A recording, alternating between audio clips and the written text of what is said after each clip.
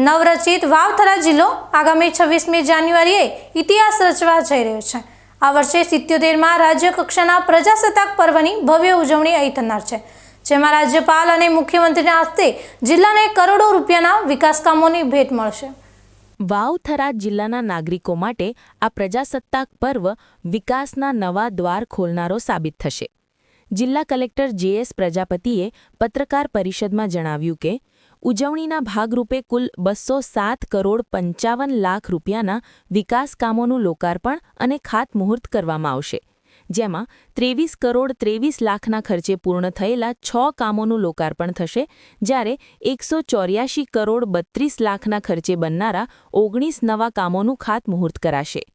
મહત્વનું છે કે મલુપુર ખાતે ભવ્ય જિલ્લા સેવા સદન અને દૂધવા ખાતે નવી જીઆઈડીસીનું ભૂમિપૂજન કરવામાં આવશે, જે આ વિસ્તારના વહીવટી માળખા અને રોજગારી માટે માઇલસ્ટોન સાબિત થશે। આ ઉપરાંત થરાદ ખાતે નવનિર્મિત ગૌ માતા સર્કલનું પણ અનાવરણ કરવામાં આવશે।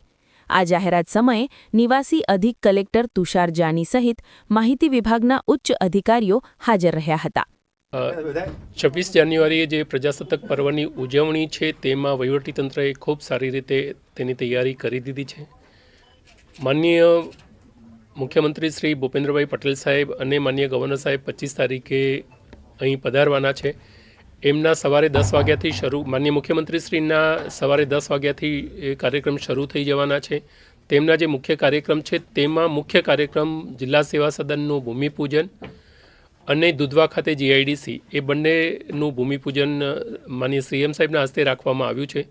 તે સિવાય આ જિલ્લાની જે સંસ્કૃતિ છે ગૌમાતા પ્રત્યેનો પ્રેમ, એ ગૌમાતાના સર્કલનું અનાવરણ અને ગૌભક્ત સાથેનો પરિસંવાદ પણ દૂધ શીત કેન્દ્ર ખાતે રાખવામાં આવેલ છે।